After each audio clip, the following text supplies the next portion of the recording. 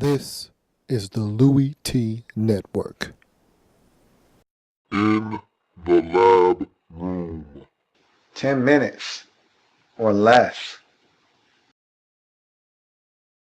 Chicago Bears.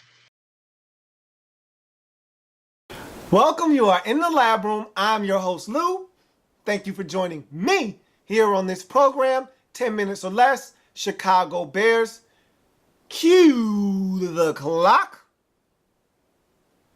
Here we go. So you look at the Chicago Bears and you gotta go season rewind. You look at 2013, new head coach, Mark Tresman, new offensive line coach, Aaron Cromer. You go out and the Bears, they get lucky. They go and they revamp the right side of the offensive line, and they hit the jackpot with Mills and Long, and everything seems to be going the way you want it to offensively for this football team. And that had been the problem in the past. They get off the fast starts under Lovie Smith and they fizzle for some reason, whether it's injuries, whether it's bad coaching, whether it's bad playing, whether it's the offensive line self-destructing, whatever the case may be, they wouldn't get it done down the stretch and they'd miss the postseason. Well, here are the Bears getting off to another one of those starts, but this time, offensive line is fine, running backs are good, Cutler has targets, everything is wonderful in Chicago. They get off to a 3-0 start. Then, here comes the breaks. They lose 2 in a row, and then they get a win, and then you're thinking everything's fine, the Bears are good.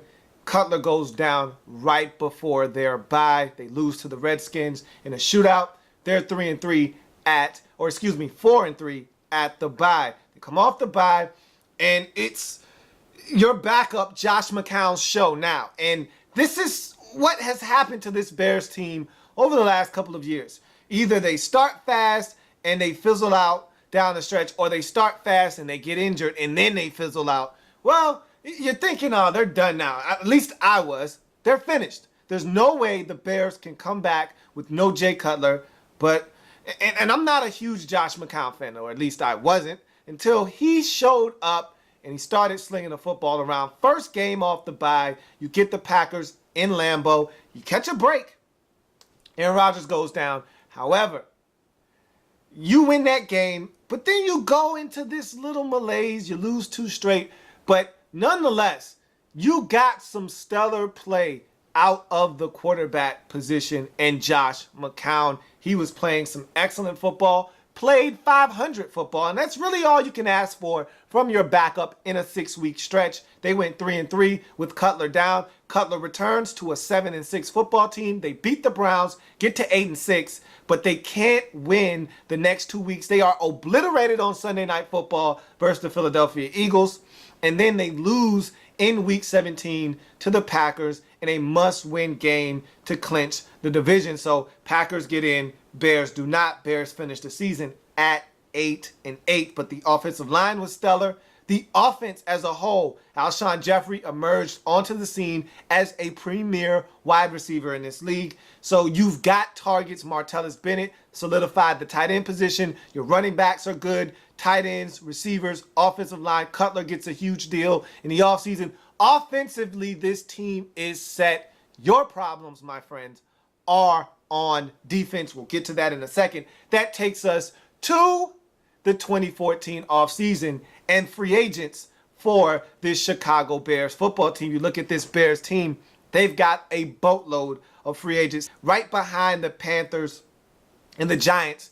These Bears are 3rd in the league with the most free agents. Let's run down the list. Patrick Mannelly, Derek Martin, Josh McCown, Jordan Palmer, Devin Hester, Dante Rosario, Jonathan Scott, Eben Britton, Roberto Garza, Corey Wooten, Landon Cohen, Nate Collins, Henry Melton, James Anderson, Blake Costanzo, DJ Williams, Kelvin Hayden, Sherrick McManus, Charles Tillman, Craig Stelz, and Major Wright. That's 21 free agents altogether. And I highlighted all of the Bears that I think should be back in orange. And you look at that list of Bears, and I think it all starts definitely with quarterback Josh McCown. And Josh had a little period where he's like, I don't know if I want to come back and play football. I just don't know. My kids are at a certain age now where they're in high school and they're playing sports, and I want to be there to watch them, to root them on. I don't know if I want to play anymore. And then his agent got in his ear and said, hey, Josh, you could make a lot of money if you play next season.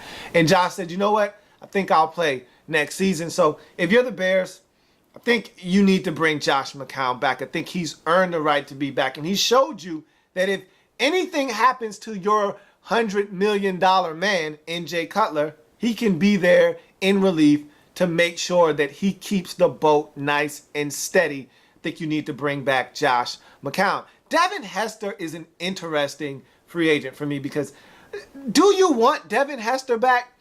I look at it like this. If Devin Hester isn't asking for wide receiver money, if he realizes that he's just a return man and is paid like one, I don't see why you don't bring Devin Hester back. He's still Devin Hester now. He didn't run anything back for a touchdown last year, but he still scares the bejesus out of most kickoff return coverage units. He's still scary on punts. He's still a dangerous guy to have to kick the football to. He's still Devin Hester. Think you bring him back if both parties can agree on a number that makes sense. You look at another guy that you should bring back, linebacker James Anderson. He was by far your best linebacker on this football team last year with Lance Briggs dealing with injuries.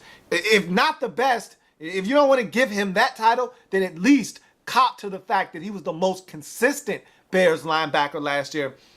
He's up there in age. He's only 30, but I think he's a guy that you want to bring back. He's a veteran. You went out and you drafted some young guys. Doesn't hurt to have some veterans around the young guys. Bring James Anderson back. You look at another guy that I think needs to be back. Roberto Garza, to me, is the anchor, the linchpin of this offensive line in the middle at the center position. He needs to be back. I really don't need to explain myself there. Bring Roberto Garza back. You look at Peanut Tillman. Charles Tillman, to me, is one of the key cogs defensively. You struggled defensively last year. You couldn't stop the run. You couldn't stop the pass. You just didn't get pressure on the quarterback. It was bad last year, and it seemed like it all came to a head when Charles Tillman went down. You really don't know what you've got until it's gone. And when he got injured, you started to realize, man, we miss Charles Tillman. And he forces turnovers. We all know about the peanut punch and what he brings to the table. He seems like one of those guys that even when he loses a step, which he might have already done, in that cover two shell the Bears play, he fits perfectly. And doesn't he seem like a guy that could make a seamless transition from corner to safety? He just feels like one of those guys. I think you bring back Charles Tillman. To me, he's a Bear. He should be back in Chicago. There's still some gas left in that tank. You look at another Bear that should be back, and I'm thinking, bring Major Wright back. The safety Major Wright, I think he's solid. He's not a world beater. He's not a guy that you have to break the bank for. He knows the system. Even if he's not starting, even if he's a rotational depth guy, I think you bring Major Wright back on this roster. Again, make sure the dollars make sense. If the dollars don't make sense, then don't make the move. But if he's talking with some sense and he wants to be back and you feel mutual about that, bring Major Wright back.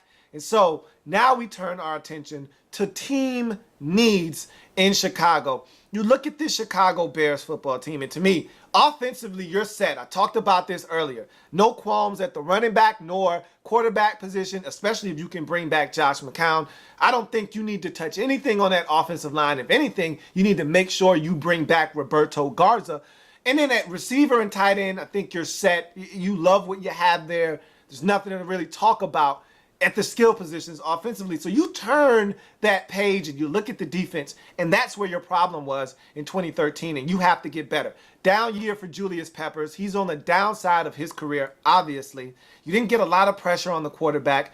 Henry Melton, and before I go, Henry Melton is an interesting case. Do you want to bring him back? I used to be in love with Henry Melton. He gets injured. I really don't know what Henry Melton is anymore. You need to have guys get pressure in the middle. that's an interesting case. Maybe you should bring Henry Melton back. But you look at team needs. You need defensive end help. There are some guys that can help you in free agency. You need defensive tackle help. If you're looking at defensive end, I think a guy like Justin Tuck can help you. There are some guys that are going to cost you a pretty penny, like a Michael Johnson, like maybe a Michael Bennett. I feel like he's a perfect fit in Chicago, not going to cost you as much. Michael Bennett is a guy that might be able to help you. You look at defensive tackle, I think you need to upgrade that position as well. And there are some names out there. I'm going to give you two in particular. If you're the Bears, one of these guys should be wearing your colors this season. Earl Mitchell of the Houston Texans, Linval Joseph of the New York Giants. One of those players needs to be, if not both, need to be Chicago Bears. Both of those guys not only stop the run, but can get pressure on the quarterback. And you look at cornerback and safety, I think you need to upgrade those positions as well. Bring back Charles Tillman and look to upgrade, especially the cornerback position if you are the Chicago Bears. But I think safety and corner, you need to go into the draft and upgrade those positions. Maybe cornerback, you could get away. And you know what? I take that back. Safety as well. There are some interesting prospects out there in free agency for both corner and safety. Don't be afraid to sniff around the market and see what's available. Bears have about $6.7 million under the cap. Cap's going to be raised about $7 million, so that'll give you another additional $7 million to about 13. You'll probably make some moves, restructure some deals. You'll have some money to play with. Spend it wisely if you're the Chicago Bears. Look, my time has been up. That was the Chicago Bears in 10 minutes or less. 10 minutes or less. Like the content? Want more? Sub up. In the lab